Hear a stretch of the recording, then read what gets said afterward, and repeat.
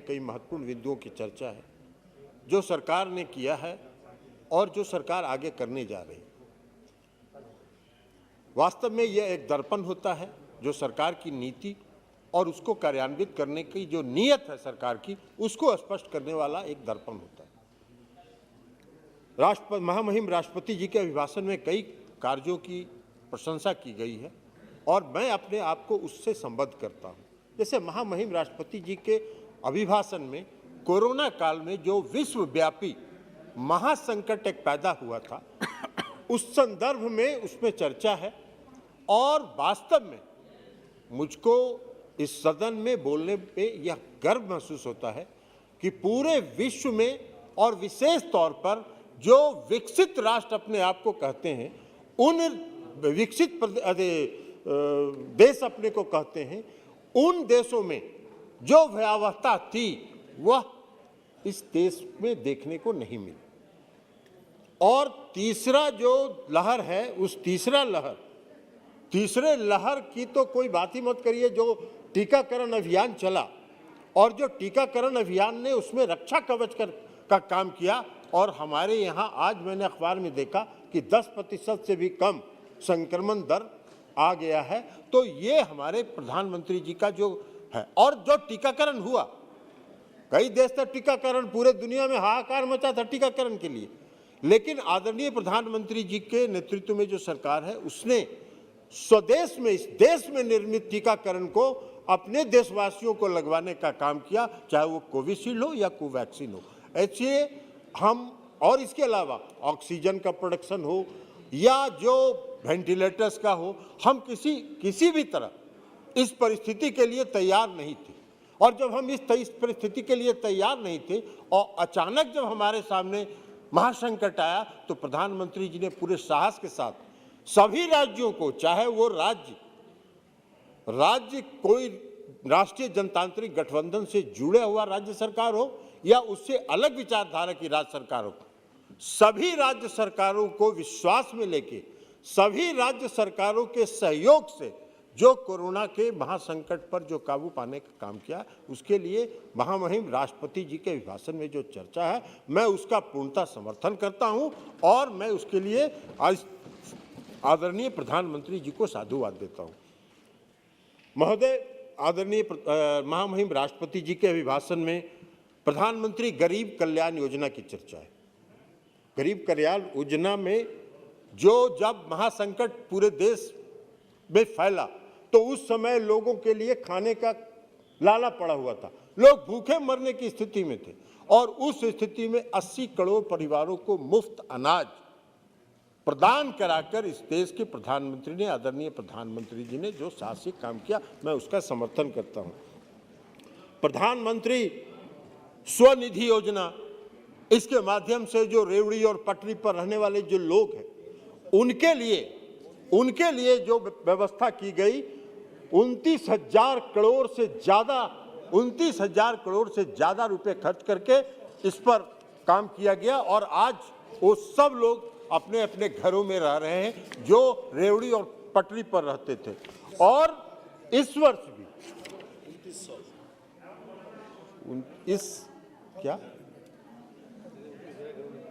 29,000 करोड़ है, तो आप 2900 करोड़ बोल रहे हैं। अब बीच में 29,000 करोड़ है, 2900 करोड़, पाल साहब अपने को करेक्ट कर लीजिए।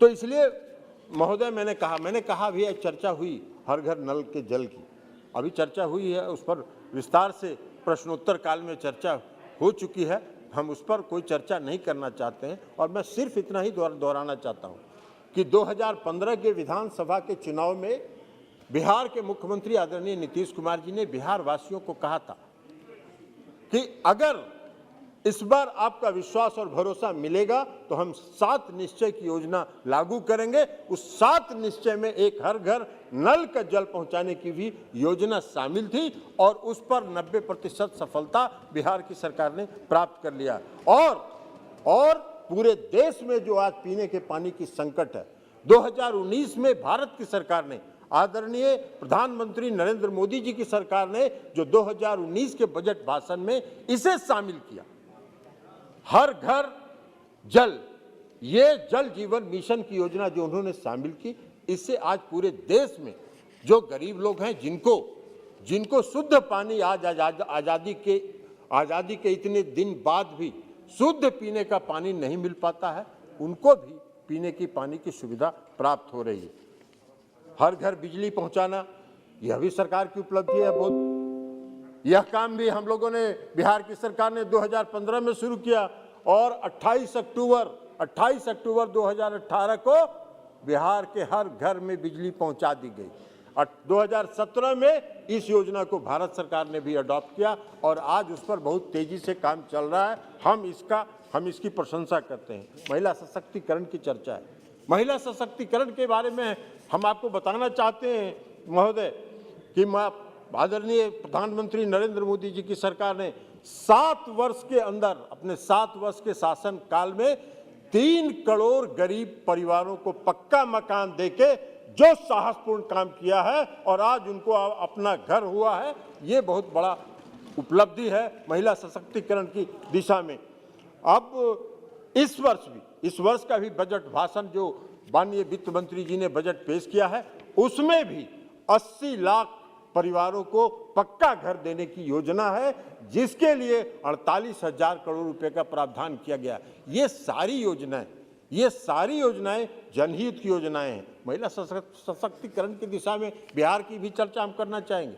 बिहार में महिला सशक्तिकरण के दिशा में जो काम हुआ है, 2006 में महिलाओं को पंचायती राज में और नगर निकायों में 50% महिलाओं को आरक्षण दिया गया और वह आज लाखों की संख्या में महिलाएं वहां प्रमुख, जिला प्रमुख, मुखिया, सरपंच, मेयर, डिप्टी मेयर बनी हुई हैं। उसके अलावा 35%, बिहार एक ऐसा प्रदेश है जहां महिलाओं को सभी राज्य सरकार की नौकरियों में 35% का आरक्षण दिया गया है। आज लाखों की संख्या में महिलाएं वहां डीएसपी बन रही हैं, एसडीओ बन रही हैं। महिला सशक्तिकरण की दिशा में ये काम हुआ है और भारत सरकार ने भी जो काम किया है हम उसके लिए करना चाहते हैं। लेकिन इस सब के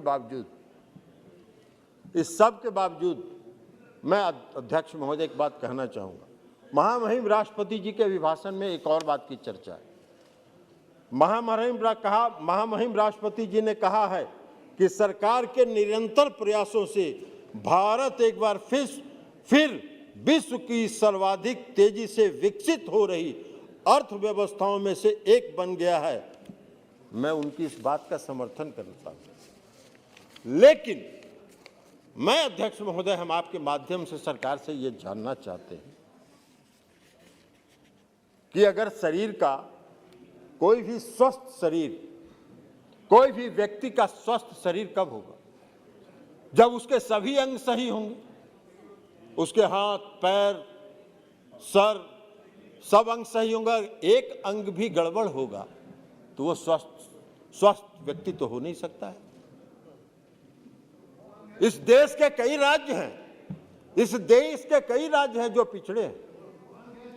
आप नीति आयोग की ताजा रिपोर्ट देखिए, अभी हाल में भी नीति आयोग की रिपोर्ट आई है, तो कई पिछड़े राज्य हैं। उन राज्यों को जब तक विकसित नहीं करेंगे आप कैसे महामहिम राष्ट्रपति जी के अभिभाषण में जो तथ्य डाला गया है, जो सपना है, जो संकल्प है, उसको आप पूरा कर पाएंगे? इसलिए अब बिहार तो काम कर रहा है। बिहार का बंटवारा हुआ, रूढ़ी जी नहीं समझेंगे। रूढ़ी जी का सोनपुर में एक एयरपोर्ट बनवाना है, उनको जब तक वो नहीं बनेगा तब तक वो नहीं समझेंगे। तो इसलिए अध्यक्ष महोदय, हम कहना चाहते हैं कि बिहार का बंटवारा हुआ, 2000 में बिहार का बंटवारा हुआ। बिहार और झारखंड अलग अलग हुए। सारे खनिज संपदा झारखंड में चले गए, बिहार में कुछ नहीं बचा। और अधीर रंजन जी, आपको एक बात बता देते हैं, जब बिहार और झारखंड का बंटवारा हो गया था तो बिहार में ये आम चर्चा थी कि अब बिहार में कुछ नहीं बचा है, आलू, लालू और बालू बचा है, इतना ही बचा है बिहार में, बाकी सब झारखंड चला गया। लेकिन आज बिहार कहाँ पहुंचा? आज बिहार का जो विकास दर है वो पिछले कई वर्षों से दोहरे अंक में है। बिहार का विकास दर दोहरे अंक में है और अभी अभी जो आर्थिक सर्वेक्षण, इकोनॉमिक सर्वे वित्त मंत्री जी ने प्रस्तुत किया है, उस आर्थिक सर्वेक्षण में ये कहा गया है, उस आर्थिक सर्वेक्षण में है कि आज बिहार का प्रति व्यक्ति आय सालाना 1221 रुपए हो गया है, 1221 रुपए हो गया, जो 2019-20 में 45,071 रुपए 45 रुपए था, 2020-21 में 46 रुपए था और आज बढ़ के वो 1221 रुपए हो गया सालाना, एनुअल। वार्षिक में कह रहा हूं अधीर रंजन जी, थोड़ा हिंदी और अंग्रेजी में आपको। हाँ, पहले बहुत कम था एनुअल, मैं तो कह ही रहा हूं बात अर्थ वहां का पर कैपिटा इनकम। लेकिन आज अगर हम वहां पहुंचे और हमारा ग्रोथ रेट अगर दोहरे अंक में पिछले कई वर्षों से है, तो ये हम अपने संसाधन के बल पर है। लेकिन जब बिहार और झारखंड का बंटवारा हुआ था, उस एक्ट में एक प्रोविजन था, उस एक्ट में प्रोविजन था कि बिहार को प्रतिवर्ष 1000 करोड़ रुपए दिया जाएगा। बंद हो गया। जब योजना आयोग बंद हुआ तो उसके साथ साथ नीति आयोग बना और नीति आयोग ने उसको बंद कर दिया। 1000 करोड़ रुपए सालाना जो एक्ट में प्रोविजन है, उस प्रोविजन को भी समाप्त हो गया। उसके बाद भी हम आगे बढ़ रहे हैं, उसके बाद भी हम आगे काम कर रहे हैं। रघुराम राजन कमेटी बनी, रघुराम राजन कमेटी ने अपना रिपोर्ट दिया 2013 में, अधीर रंजन चौधरी जी की सरकार थी उसमें। बहुत आग्रह किया हम लोगों ने कि रघुराम राजन कमेटी की रिपोर्ट को स्वीकार कर लीजिए। रघुराम राजन कमेटी ने अपने रिपोर्ट में कई राज्यों के बारे में, बिहार के बारे में, उड़ीसा के बारे में, कई राज्यों के बारे में चर्चा किया कि ये पिछड़े राज्य हैं और इनको विकसित करना चाहिए, लेकिन इन्होंने उसको ठंडे बस्ते में डाल दिया। अब आज परिणाम यह है कि रघुराम राजन कमेटी का रिपोर्ट ठंडे बस्ती में पड़ा हुआ है। अब नीति आयोग बनी। नीति आयोग का मतलब होता है national institute of transforming India. अभी नीति आयोग की जो रिपोर्ट आई है, ताजा रिपोर्ट में, उसमें आप कह रहे हैं कि बिहार बहुत पिछड़ा है। अरे भाई, तो बिहार अगर बहुत पिछड़ा है और उसको अगर आप आगे नहीं लाएंगे, उसको अगर आप विकसित नहीं करेंगे, तो आप विकसित राष्ट्र की कल्पना कैसे कर सकते हैं? आप विकसित राष्ट्र की कल्पना अधूरा रहेगा। तो इसलिए ट्रांसफॉर्म इंडिया, जो national institute of transforming India, India का ट्रांसफॉर्मेशन कैसे होगा? इसलिए हमारे राज्य से ये मांग है कि बिहार को पिछड़ा थी विशेष राज्य का दर्जा मिलना चाहिए, और राज्यों को भी दीजिए। जो पिछड़े राज्य हैं उन सभी राज्यों को भी दीजिए, और उसके साथ साथ जो पिछड़े राज्य हैं उसमें भी विकास करिए, तो आगे बढ़िएगा और तभी आपका विकसित राष्ट्र की कल्पना आप कर सकते हैं। और इसकी बात नहीं कर रहे हैं, रूढ़ी जी के बारे में भी कहा अधीर बाबू ने, और रूढ़ी जी कुछ कागज वो लिख भी रहे हैं। बिहार विधानमंडल ने विशेष राज्य के दर्जा की मांग बिहार विधानमंडल ने सर्वसम्मति से पारित किया था। उसमें रूढ़ी जी के भी लोग सहमत थे, और रूढ़ी आज किसी कारण से आप नहीं कर सकते हो, आप उसका समर्थन नहीं करते हो, अलग बात है। हम आपसे मांग भी नहीं रहे, हम तो आदरणीय प्रधानमंत्री जी से मांग रहे हैं, हम तो इस देश की सरकार से मांग रहे हैं, और बिहार को विशेष राज्य का दर्जा मिले, यह बिहार के हित में है, राज्य के हित में है, और इसलिए हम इस मांग को आदरणीय प्रधानमंत्री जी से रख रहे हैं। मानना नहीं मानना, स्वीकार करना अस्वीकार करना, ये प्रधानमंत्री जी का विशेषाधिकार है, लेकिन हम मांग तो रख सकते हैं राज्य के हित में। मैंने आपको चर्चा की कि 1.5 दशक से हमारा जो विकास दर है वो है। अब विशेष राज्य के दर्जा बहुत लोग चर्चा करते हैं, 15th फाइनेंस कमीशन की चर्चा करते हैं कि 15th फाइनेंस कमीशन में विशेष राज्य के दर्जा के बारे में कोई अनुशंसा नहीं है। 15th फाइनेंस कमीशन ने लिखा अपने रिपोर्ट में कि हमारा मैंडेट ही नहीं है, मुझको ये मेरे क्षेत्राधिकार ही नहीं है वित्त आयोग का कि हम पिछड़े राज्यों के बारे में कोई टिप्पणी करें। तो जब उसकी कोई उसके मैंडेट में नहीं है, उसके क्षेत्राधिकार में नहीं है, तो उसकी अनुशंसा की क्या आवश्यकता है? ये तो आदरणीय प्रधानमंत्री जी को फैसला करना है, केंद्र की सरकार को फैसला करना है कि जो पिछले राज्य हैं हम उसको विकसित कर आगे बढ़ाएं कि नहीं। यह भी सवाल उठता है कि भाई बिहार के विशेष राज्य का दर्जा देने से क्या लाभ हो जाएगा। बहुत सारे लाभ हैं, सबको मालूम है क्या लाभ होता है। इनकम टैक्स में छूट मिलती है। आज बिहार में उद्योग के नाम पर कुछ नहीं है, शून्य है, औद्योगिकरण नहीं हो पा रहा है। अभी एक प्रश्न के उत्तर में माननीय मंत्री, पेट्रोलियम मंत्री ने एक उत्तर में कहा कि 17,000 करोड़ बिहार का कोटा था इथेनॉल का और 34,000 करोड़ का प्रस्ताव आ गया।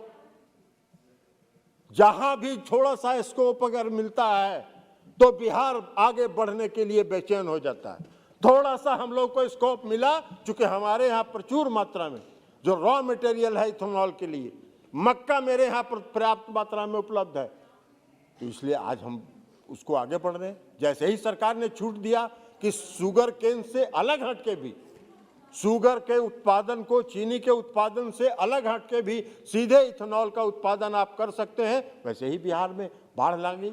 उसी तरह अगर आप बिहार को विशेष राज्य का दर्जा देंगे, बिहार की ही नहीं, बिहार के साथ साथ अन्य राज्यों को भी, जो पिछड़े राज्य हैं, उड़ीसा के बारे में भी उसमें चर्चा है, तो उसको भी अगर विशेष राज्य का दर्जा देंगे तो इनकम टैक्स में छूट मिलेगी, जीएसटी में उसका लाभ होगा, प्लांट मशीनरी पर छूट मिलेगी, और जब छूट मिलेगी तो वहां औद्योगिक विकास होगा, उस राज्य में का औद्योगिकरण होगा, और जब राज्य का औद्योगिकरण होगा तो राज्य विकसित होगा, प्रदेश विकसित होगा, और प्रदेश अगर विकसित होगा तभी आप विकसित राष्ट्र की कल्पना कर सकते हैं, ट्रांसफॉर्म इंडिया की कल्पना कर सकते हैं, और तभी इंडिया ट्रांसफॉर्म करेगा। यह आग्रह हम करना चाहते हैं। औद्योगिक इकाई अगर बढ़ेगी तो नौकरी के रोजगार बढ़ेंगे, नौजवानों को रोजगार मिलेगा, कई तरह की सुविधाएं हैं,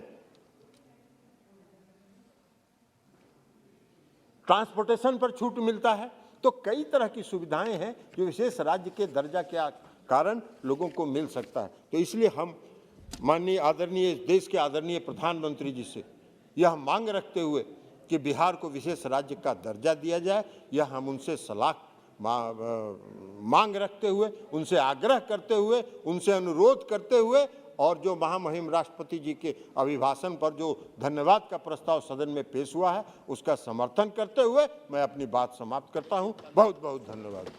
श्री पिनाकी मिश्रा जी।